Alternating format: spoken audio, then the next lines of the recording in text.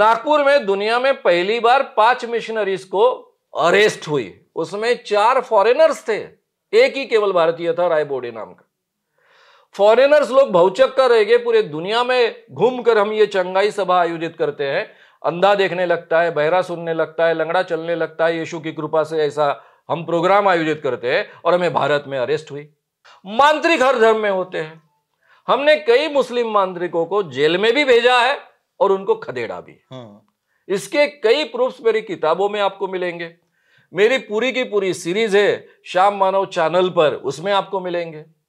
मैं हमेशा, कल ही भाषण में मैंने उदाहरण दिया था कि हालांकि मस्जिद ये बहुत ही सेंसिटिव मुद्दा होता है, कामठी के मस्जिद में चांद तारा चमक रहा था, उसको चमत्कार माना गया, तो हमारे साथियों ने उमेश बाबू चौबे जी के नेतृत्व में उसको ढूंढा और वो चमत्कार ने ये सिद्ध किया। लेकिन ये करते वक्त मुस्लिम लोगों को साथ में लेकर ये किया ताकि हिंदू और मुस्लिम इनमें कोई विरोध ना निर्माण। वो मुझसे कह रहे थे कि ये कानून के जरिए आप केवल हम गरीब आदिवासियों को अंदर करोगे, जो बड़े बड़े हैं और उच्च वर्णीय लोग हैं ना, उनको बिल्कुल हाथ नहीं लगाओगे। तो ये बात मुझे बार बार अभी याद आ रही है कि वो मुझे 2005 में आगाह कर रहे थे कि ये कानून के जरिए गरीब लोगों को आप पकड़ोगे, गरीब मांत्रिकों को अंदर में डालोगे, मेरे आदिवासियों को अंदर में डालोगे, और जो बड़े बड़े उच्च वर्णीय बाबा लोग रहेंगे उनको हाथ न लगाने की आपकी हिम्मत नहीं होगी। आज तक मैंने किसी भी धार्मिक कार्यक्रम के खिलाफ या धर्म के खिलाफ कभी बोला नहीं, कोई काम नहीं किया है। भगवान के खिलाफ कभी एक वाक्य बोला नहीं। रहा सवाल, मैं हिंदुओं को ही, बाबाओं को ही एक्सपोज करता हूं, मैं क्या करूं, बाबा लोग हिंदुओं में ही होते हैं। आप देख रहे हैं आवाज इंडिया टीवी। हमारे साथ इस वक्त श्याम मानव जी है, जो कि अखिल भारतीय अंधश्रद्धा निर्मूलन समिति से है, और एक मामला पूरे देश में हलचल मचा रहा है। बागेश्वर सरकार का, जो यहाँ से नागपुर से एक चैलेंज उसे मिला था, वो भाग गया। श्याम मानव जी, आपका बहुत स्वागत। ये मामला पूरे देश में नहीं, दुनिया में सोशल मीडिया पर, सारे मेन स्ट्रीम चैनल पे भी चल रहा है कि ऐसे तो बहुत से ऐसे ढोंगी बाबा है, अनेक वर्षों से आप उनको भगा रहे हैं, उनको चैलेंज देते रहे हैं, लेकिन इस चैलेंज में ऐसा क्या है कि ये ज़्यादा सुर्खियों में है? नहीं, पहला कारण तो ये है कि पहले बहुत ही लिमिटेड मीडियाज थे। जैसे कि हमने जितने भी बाबा नागपुर से भगाए हैं, पोलखोल शहर जिसको कहा जाता है, चाहे शकुंतला देवी हो, चाहे पायलट बाबा हो, चाहे सुंदरदास महाराज हो, चाहे फिर ये 4 मिशनरीज हो, चाहे कृपालू महाराज हो, कृपालू महाराज को जेल में भेजा था, तो ये सब जो हुआ था तब भी बहुत बड़े पैमाने पर मीडिया में पब्लिसिटी हुई थी। लेकिन तब प्रिंट मीडिया ज़्यादा महत्व का था, केवल दूरदर्शन था, दूरदर्शन में छोटी सी न्यूज़ आती थी, तो नेचुरली तब मीडिया ही था नहीं। अब तो सोशल मीडिया बड़े पैमाने पर है, और सोशल मीडिया होने के कारण इतने बड़े पैमाने पर यह बात फैल गई है। हमारे लिए, लोगों को बहुत बड़ा लगता होगा ये चीज़, लेकिन हमारे लिए आज तक हमने हजारों बाबाओं को, मांत्रिकों को, देवी या देव शरीर में आने वाले लोगों को, ज्योतिषियों को एक्सपोज किया है, उनका भांडाफोड़ किया है, उनको भगाया है। तो हमारे लिए कोई बहुत नई बात या बहुत ही कोई भी महत्व की बात है, ऐसा नहीं है। आजकल के ज़माने में जब से स्वतंत्र टीवी शुरू हुआ, पहले एखादे बाबा के किसी प्रोग्राम में अगर 1 लाख लोग आते थे तो उसको सबसे बड़ा बाबा माना जाता था। जैसे हमारे यहाँ गुलाब बाबा थे, उनको सबसे बड़ा बाबा माना जाता था क्योंकि उनके कुछ प्रोग्राम में लाख लाख लोग आते थे। आजकल तो टीवी मीडिया ने, खास कर जो सुबह से चैनल जो चलते हैं, उसमें उन्होंने बाबाओं को इतना बड़ा बना के रखा है कि 10 लाख लोग भी किसी के बाबा के सामने अगर भीड़ इकट्ठा हो तो उसको आज बड़ा बाबा नहीं माना जाएगा। तो इसलिए ये मीडिया के जमाने में धीरेन्द्र कृष्ण महाराज, ये जो बहुत बड़ा लगते हैं और उनके पीछे इतना बड़ा लोगों का जन समुदाय खड़ा है या भक्तों का समुदाय खड़ा है ऐसा लगता है, उसके पीछे इसी मीडिया का हाथ है। इस कारण इतने बड़े पैमाने पर उनको भक्त मिलते हैं। हम तो ये चैलेंज हमेशा देते आए हैं, करते आए हैं। इसमें फर्क इतना ही है कि पहली बार जादू टोना विरोधी कानून होने के कारण डायरेक्टली ये कानून 2013 में बना है। ये 2013 में जो कानून बना उसमें 1000 से ज्यादा लोगों पर आज तक कार्रवाई हुई है, लेकिन उसकी कभी चर्चा नहीं हुई।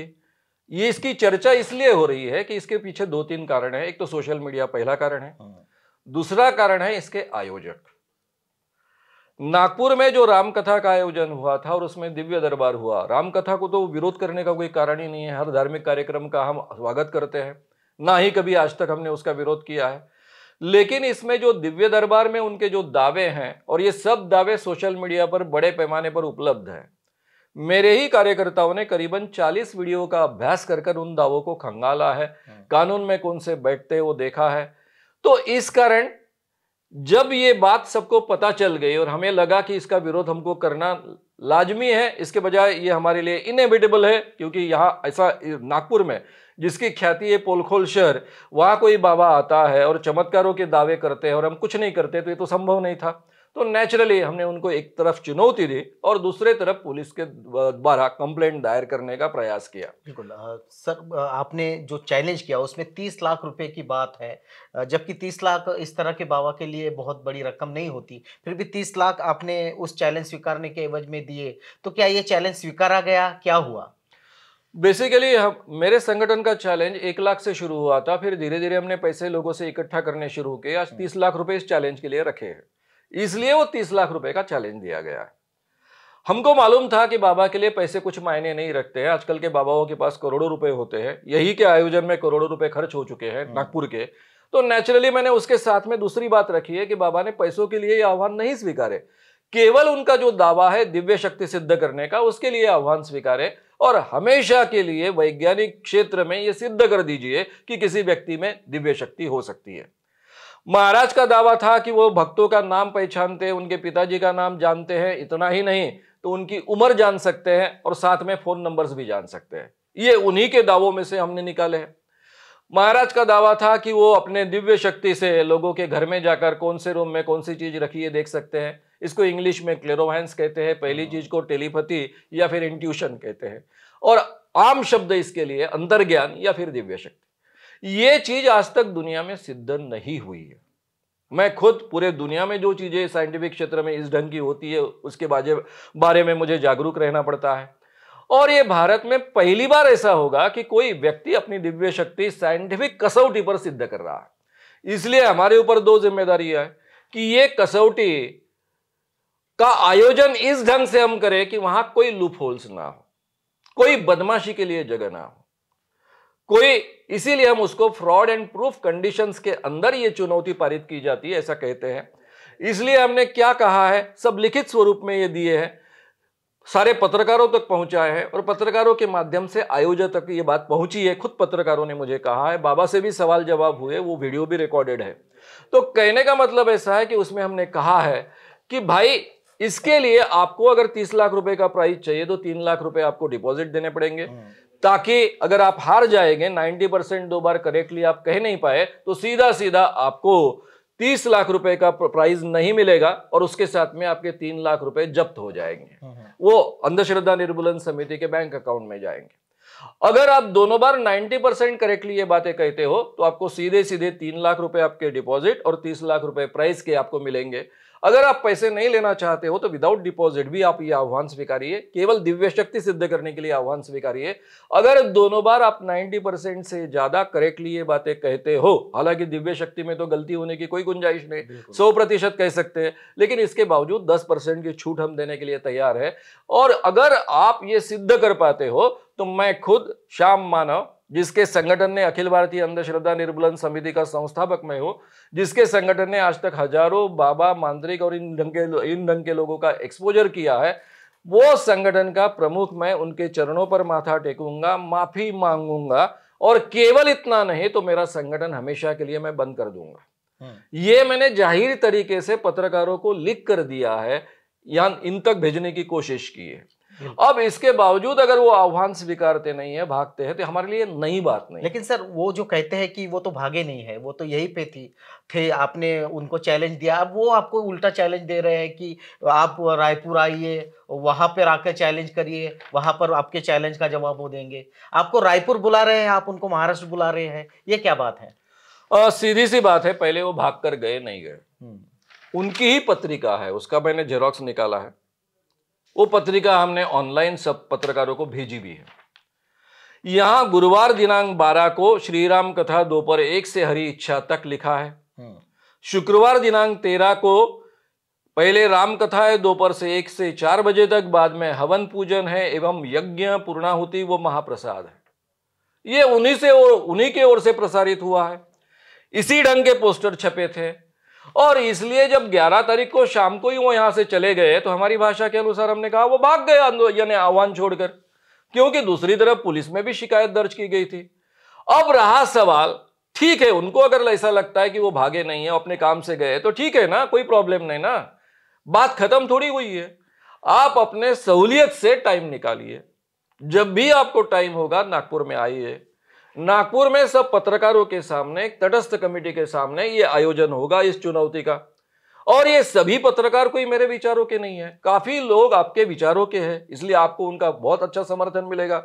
नागपुर में खुद गृह मंत्री जो है महाराष्ट्र के, और उप मुख्यमंत्री है, और पालक मंत्री भी नागपुर के हैं, वे खुद पुलिस के चीफ है, इसलिए आपको सुरक्षा की भी चिंता नहीं है, क्योंकि देवेंद्र जी तो आपके खुद के प्रोग्राम में आए थे, आपका आशीर्वाद उन्होंने प्राप्त किया है। तो इसलिए आप नागपुर आइए, ताकि आपके ये चुनौती की प्रक्रिया जो है वो पूरी तरह से साइंटिफिक तरीके से हम पार कर सके, उसका आयोजन कर सके, क्योंकि इसमें जानकारियां लीक होना बहुत आसान होता है। आज के जमाने में अगर किसी व्यक्ति का नाम आपको पता चल गया तो आप उसका टेलीफोन नंबर से लेकर उसकी उम्र तक की हर जानकारी प्राप्त कर सकते हो, इतनी टेक्नोलॉजी बढ़ी है। तो हमें क्या केयर लेनी पड़ेगी कि जब आप ये चुनौती को स्वीकार करेंगे तब कोई भी टेक्नोलॉजी आप तक ना पहुंचे। जो भी जानकारी पहुंचाने के तरीके होते हैं, वो कोई भी जानकारी का तरीका आप तक ना पहुंचे, चाहे साइन की लैंग्वेज हो, चाहे कुछ भी हो, क्योंकि कई बाबाओं की, लहरी बाबा वर्धा का था, उसके साइन की लैंग्वेज के माध्यम से वो जानकारी पहुंचाते थे, हमने एक्सपोज किया उसको। नैनोद का बाबा था, रिक्शा वाले उस तक जानकारी पहुंचाते थे, उसको हमने उस ढंग से एक्सपोज किया। तो जानकारी पहुंचाने के अलग अलग जो तरीके होते हैं बहुत अच्छे ढंग से हम जानते हैं, इसलिए आप तक ऐसी कोई जानकारी लीक नहीं होगी। ऐसे कंडीशन के अंदर यह चुनौती पारित करनी है, और आपके पास तो दिव्य शक्ति है, इसलिए आपको तो कोई प्रॉब्लम नहीं होना चाहिए। इसलिए आप नागपुर आइए। अगर नागपुर में कुछ गड़बड़ी आपको लगती है, हालांकि उसकी कोई गुंजाइश नहीं, क्योंकि देवेंद्र जी फडणवीस यहां के पालक मंत्री है, इसके बावजूद महाराष्ट्र में आप कहीं भी ये चुनौती स्वीकार सकते हो। आपका कहना है रायपुर में भक्तों के सामने आइए। अब भक्तों के सामने क्या होता है मैं आपको बता रहा हूं, ये फिर महाराज के वीडियो में है। 7-8 जनवरी में जो प्रेत दरबार और दिव्य दरबार नागपुर में लगा, उसके वीडियो में है। उसके वीडियो में वो एक भक्त से पूछते हैं थोड़े देर पहले कि तुम्हारे पिताजी का नाम क्या है। भक्त कहता है शंकर लाल। कुछ समय बाद महाराज जोर से चिल्लाते, तुम्हारे पिताजी का नाम शंकर लाल है, बोलो सच है कि नहीं, माइक पर बोलो, माइक से बोलो ये सब, नहीं तो हम तुम्हारे सारे कार्ड खोल देंगे, यानी तुम्हारी जो कुछ गुप्त बातें हैं तुम्हारे जीवन में वो खोल देंगे। अब ये जाहिर तरीके से कर रहे हैं, उन्हीं का वीडियो है, रिकॉर्डेड है, आप भी सुन सकते हो, उसका समय भी मैंने दिया है उसमें। अब मुझे बताइए, इस ढंग का अगर वो कोई ढकोसला वहां पर करेंगे तो हजारों भक्तों के सामने मारपीट के अलावा कुछ पैदा होगा उसमें से? क्या हमारा काम मारपीट करना है? क्या हमारा काम law and order situation create करना है? भाई एक साइंटिफिक चुनौती है। आपका दावा है कि आप में दिव्य शक्ति है, साइंटिफिक तरीके से ये दिव्य शक्ति आप सिद्ध कीजिए।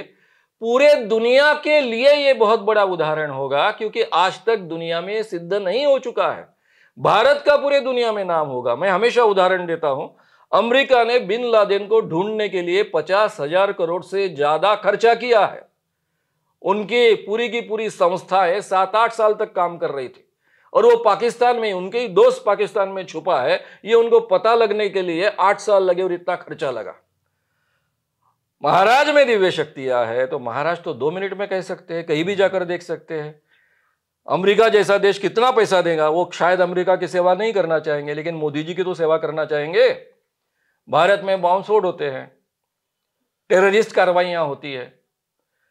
महाराज जी ये टेररिस्ट कार्रवाई कह सकते हैं कब होने वाली है, दिव्य शक्ति से जान सकते हैं। कहां बॉम्ब स्फोट की तैयारी हो रही है, यानी बम तैयार किया जा रहा है, वो देखकर आ सकते हैं, मोदी जी को बता सकते हैं। मोदी जी उनको हजारों करोड़ रुपए देंगे, क्योंकि इतनी बड़ी संस्थाएं भारत की इस काम में लगी रहती है। इसके बावजूद कभी कभी हमारे हाथ से जानकारी छूट जाती है, तो पूरे देश की सुरक्षा होगी। तो इतना बड़ा सामर्थ्य जिन महाराज में है, तो क्यों लोगों के लिए केवल छोटी छोटी बातें करनी है, उनको डांटना है, माइक से बोलो हमने पहचाना तुम्हारे पिताजी का नाम, ऐसा नाटक करना है। इसलिए साइंटिफिक कसौटी के आधार पर दिव्य शक्ति उन्होंने सिद्ध करनी चाहिए। ये साइंटिफिक तरीके से ही होगी। भक्तों की भावना मैं बहुत अच्छे ढंग से जानता हूं। एक जमाने में मैं कई बाबाओं का भक्त रह चुका हूं। बाबा, सामान्य भक्तों के लिए बाबा भगवान होते हैं। और भगवान के सामने की हर इच्छा यानी उनका हर शब्द उनको प्रमाण लगता है। बाबा की ये झूठी बात है, लोगों को ठगने की बात अगर किसी के ध्यान में नहीं आती कि भाई उसको पहले ही पूछा है, रिकॉर्डेड है, तुम्हारे पिताजी का नाम क्या है, फिर महाराज कह रहे तुम्हारे पिताजी का नाम शंकरलाल है, कहो माइक पर, नहीं तो तुम्हारे कान खोल देंगे, और बेचारा फिर माइक पर कहता है कि बाबा ने पहचाना मेरे पिताजी का नाम शंकरलाल है। ये अगर आप कर सकते हो और भक्त उस पर विश्वास रख सकते हैं, मेरे अलावा किसी ने इसके बारे में ऑब्जेक्शन खड़ा नहीं किया है, तो आप समझिए किस वातावरण में ये चुनौती होगी। क्या ये चुनौती साइंटिफिक तरीके से पार की जाएगी? उन तक जानकारी लीक नहीं होगी। इसलिए हमने कहा ऐन वक्त पर हमको 10 लोग देंगे जिनकी जानकारी पहले से लिफाफे में बंद होगी और वो पंच कमेटी के पास होगी, लेकिन पंच कमेटी भी वो लिफाफा खोलकर नहीं देख पाएंगे। जानकारी लीक होने की कोई गुंजाइश हम नहीं रखेंगे। जब आपने कही दी उनकी जानकारी, वो रिकॉर्डेड होगी, उसके बाद में ही लिफाफा खोला जाएगा और उनकी जानकारी सही है कि नहीं है जांचा जाएगा, और वो जानकारी सही दी जाएगी 100%। इसके लिए जो भी शर्त होगी कि आधार कार्ड पर जो होगा वो होगा, जो भी हम शर्त मान्य करेंगे स्टैम्प पेपर पर, उसके आधार पर ही वो जानकारी सच मानी जाएगी। बाद में आपको अगर डाउट आया कि ये झूठी जानकारी इन्होंने दी थी तो वो जांची जाएगी। इसलिए सत्य के लिए वहां 1% भी सत्य का अपलाप होने के लिए गुंजाइश नहीं रहेगी। 100% सच तरीके से फ्रॉड एंड प्रूफ कंडीशंस के अंदर ये चुनौती प्रक्रिया पार पड़ेगी, तभी दिव्य शक्ति दुनिया में सिद्ध होगी ना। बिल्कुल। ये क्रेडिबिलिटी अखिल भारतीय अंधश्रद्धा निर्मूलन समिति ने अपने 40 सालों के काम में क्रिएट की है। उस क्रेडिबिलिटी को हम गंवाना नहीं चाहते कि हम रायपुर में आए, आप इस जैसा कोई तो भी भोंडा का कार्यक्रम वहां करे और फिर लोग ऐसा माने कि बाबा की दिव्य शक्ति सिद्ध हो गई। बिल्कुल। सर, महाराष्ट्र में या देश में कानून है इस तरह के ढोंगी बाबा को। महाराष्ट्र में 2 कानून का जिक्र आपने खुद किया है। एक कानून 2013 में आपकी ही निगरानी में बना है। क्या महाराष्ट्र की भूमि में ये कानून काम नहीं करते? अगर नहीं कर रहे तो आज के इस केस में उसका कारण क्या है? जादू टोना विरोधी कानून 2013, 2005 से इसकी प्रक्रिया चल रही है। 2005 में नागपुर के ही अधिवेशन में 16 दिसंबर को यह कानून विधानसभा में पारित हुआ था, जो सबसे बड़ा 288 आमदारों का विधानसभा होती है उसमें, लेकिन बाद में अटक गया। 2013 में दोनों सभागृहों में यह पारित हुआ। यह कानून सभी पार्टियों के प्रमुखों के समर्थन से पारित हुआ है। आज के उप मुख्यमंत्री, महाराष्ट्र के गृह मंत्री, नागपुर के पालक मंत्री, तब बीजेपी के स्टेट अध्यक्ष थे, राज्य के अध्यक्ष थे, उनको ये सभी कानून की बारीकियां उनके सामने रखी। उसके बाद में उन्होंने इस कानून को समर्थन दिया। तब शिवसेना के प्रमुख उद्धव जी ठाकरे विरोधी थे, यानी विरोधी पार्टी के प्रमुख थे। उनको भी ये बातें बहुत विस्तार से उनके सामने रखी गई, 2.5 घंटे तक चर्चा चली। उसके बाद में उन्होंने कहा कि ये कानून मेरे आजोबा के यानी उनके ग्रैंडफादर के विचारों का बना है, एक मत से पूरे महाराष्ट्र में यह पारित होना चाहिए। लोगों के जो भी इसके बारे में गलतफहमियां हैं वो दूर करने का मैं प्रयास करूंगा। और ये सब लोगों के प्रयास से, कांग्रेस और राष्ट्रवादी ने तो कानून लाया ही था, इन सब लोगों के प्रयास से, सबके समर्थन से आरपीआई के तीनों गुट, रामदास जी आठवले, प्रकाश जी आंबेडकर और जोगेंद्र जी कवाड़े, इन सबके समर्थन से यह कानून बना है। ये कानून की बारीकियां देवेंद्र जी को बहुत अच्छी मालूम है, खुद वो एडवोकेट है, वकील है, सभी बारीकियां उनको अच्छी मालूम है। और वो जब गृह मंत्री थे और महाराष्ट्र के मुख्यमंत्री थे कि उन्हीं के नेतृत्व में पुलिस के 40 ट्रेनिंग्स सारे जिलों में, 36 जिलों में मैंने किए हैं। ये 40 ट्रेनिंग्स में सभी बड़े अधिकारियों को ये कानून की बारीकियां उन तक 7 घंटे ट्रेनिंग प्रोग्राम लेकर मैंने समझाई है।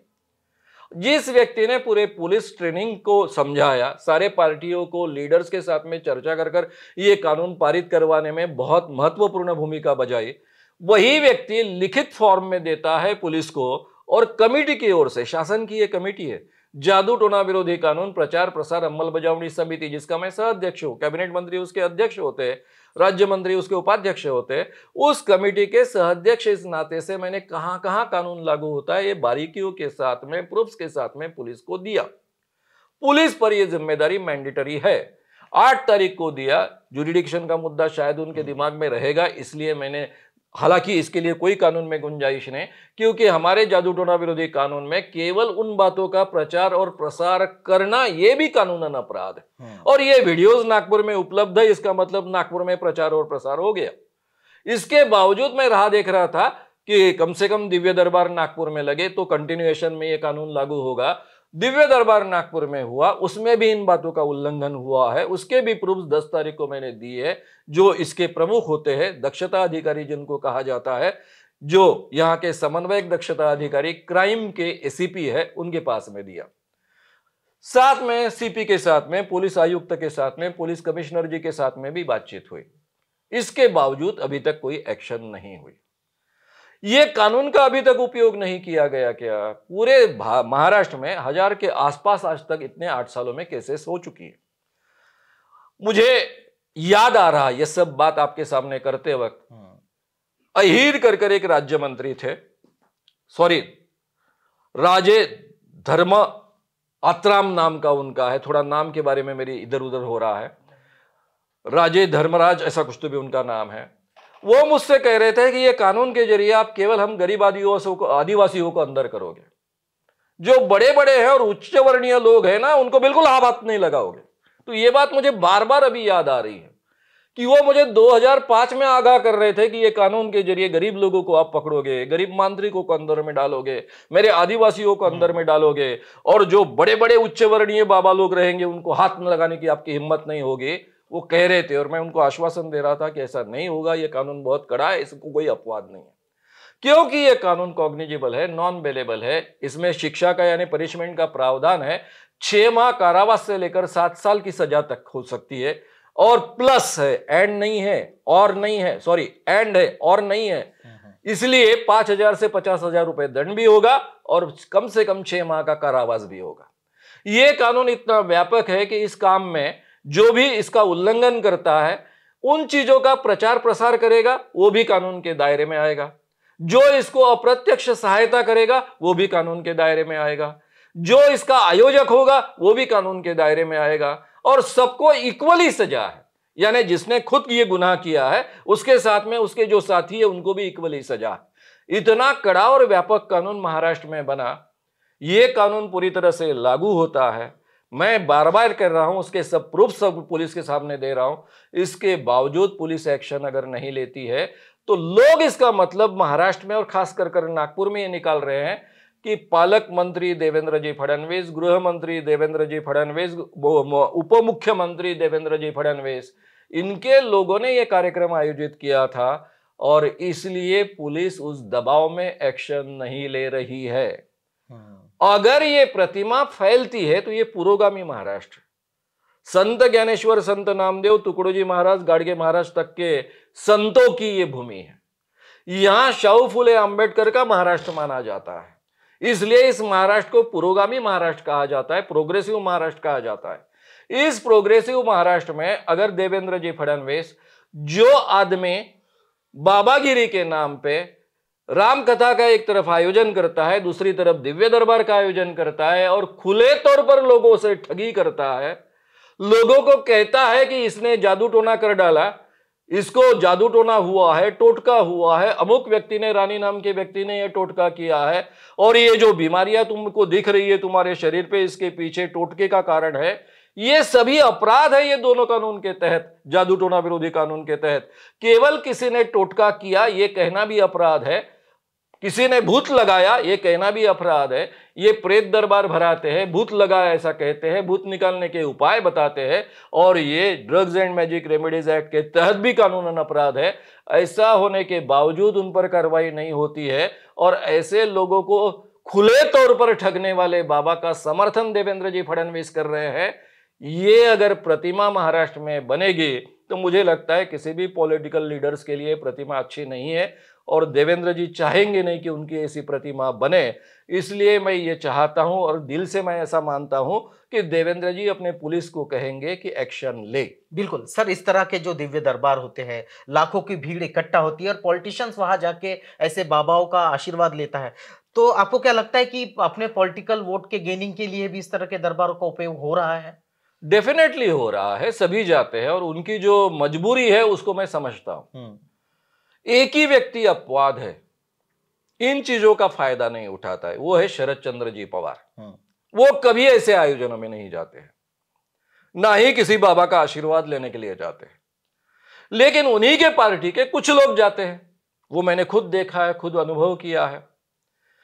बाकी सभी पार्टियों के सामने ये मजबूरी होती है कि जहां लोग बड़े पैमाने पर इकट्ठा होते हैं किसी भी कारणवश, वहां वो जाए और आगे खड़े हो जाए और उनके साथ में हम खड़े हैं ऐसे प्रदर्शित करें, ताकि लोग उनको अपना माने और उनको वोट दे। ये पॉलिटिकल लीडर्स की मजबूरी मैं समझ सकता हूं और उसका मैं आदर करता हूं। इसलिए जब पहली बार पत्रकारों ने मुझे सवाल पूछा कि ये बाबा के आयोजन में या फिर बाबा के स्वागत के लिए बोलिए या आशीर्वाद प्राप्त करने के लिए बोलिए, नितिन जी गडकरी जो केंद्रीय मंत्री है हमारे, और फिर देवेंद्र जी फडणवीस जो उप मुख्यमंत्री है महाराष्ट्र के, वो उनके यहाँ गए थे, तो उसके बारे में आपका क्या कहना है?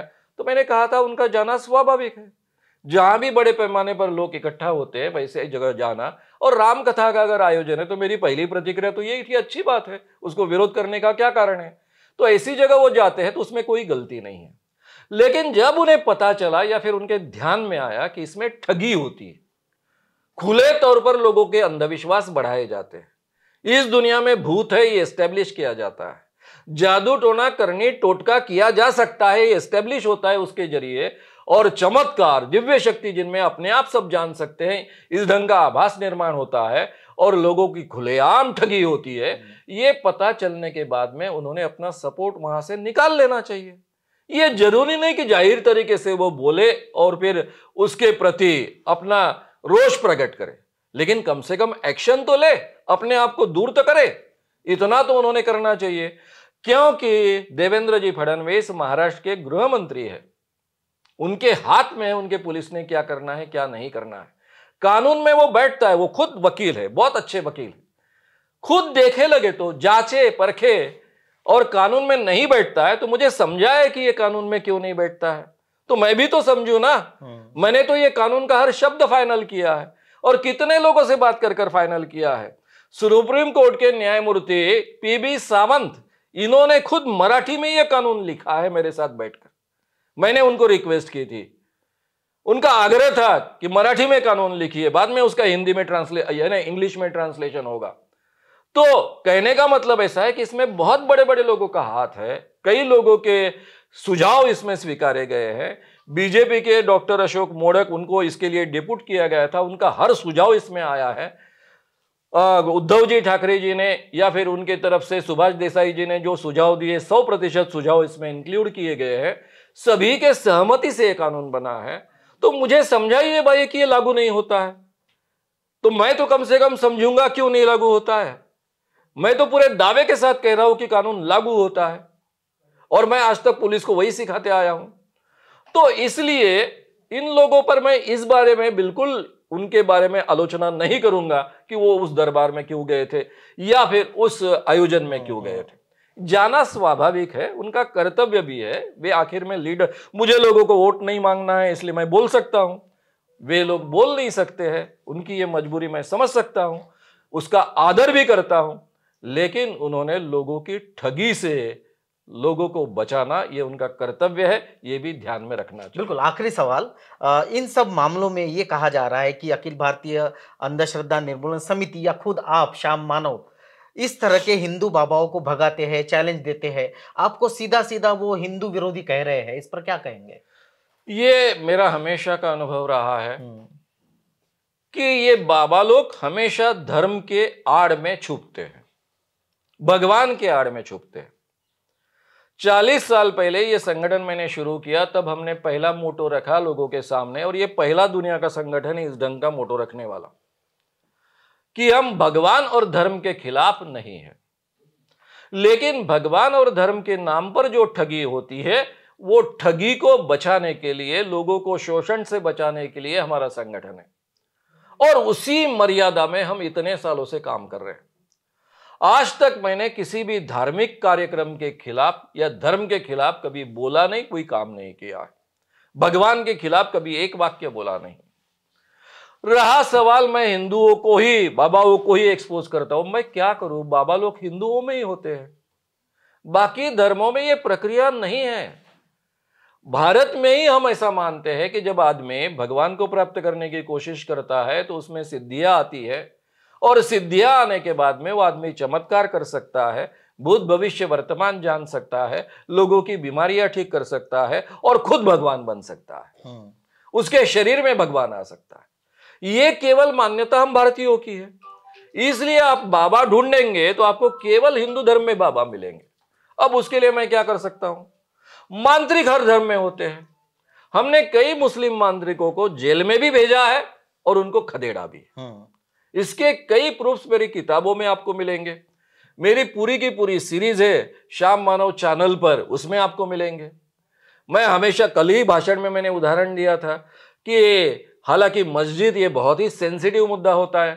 कामठी के मस्जिद में चांद तारा चमक रहा था, उसको चमत्कार माना गया। तो हमारे साथियों ने उमेश बाबू चौबे जी के नेतृत्व में उसको ढूंढा और वो चमत्कार ने ये सिद्ध किया। लेकिन ये करते वक्त मुस्लिम लोगों को साथ में लेकर ये किया ताकि हिंदू और मुस्लिम इनमें कोई विरोध ना निर्माण।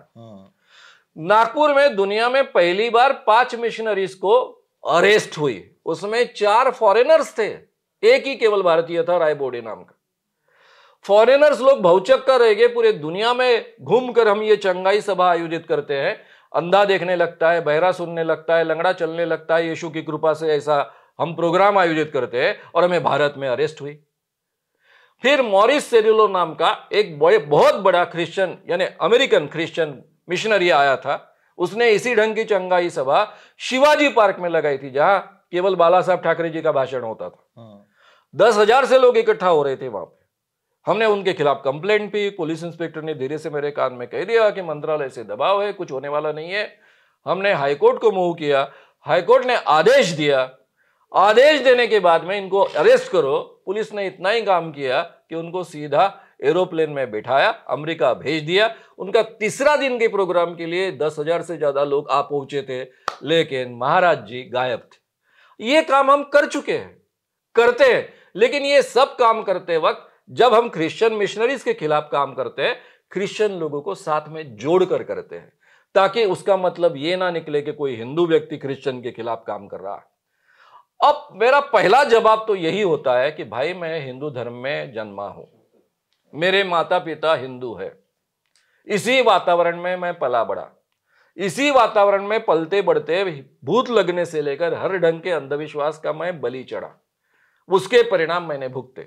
जब मेरे ध्यान में आया कि ये सब चीजें झूठी है और बिना कारण हमने ये परिणाम भुगते हैं, मेरे फैमिली ने भुगते हैं, तब मैंने ये आंदोलन इसलिए शुरू किया कि मैं अपने भाइयों को यहां से, इस ठगी से, इस अंधविश्वासों से बचाऊं।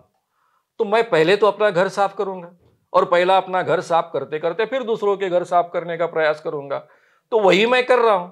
ना मैं ये देखता हूं कि ये मुस्लिम है, कि ये क्रिश्चियन है, या फिर हिंदू है। मुझे मेरा घर साफ करने का अधिकार है कि नहीं? स्वामी विवेकानंद जी सभी अंधविश्वासों के खिलाफ थे, ज्योतिष से लेकर सबसे, तो उन्होंने अपना ही घर साफ किया ना।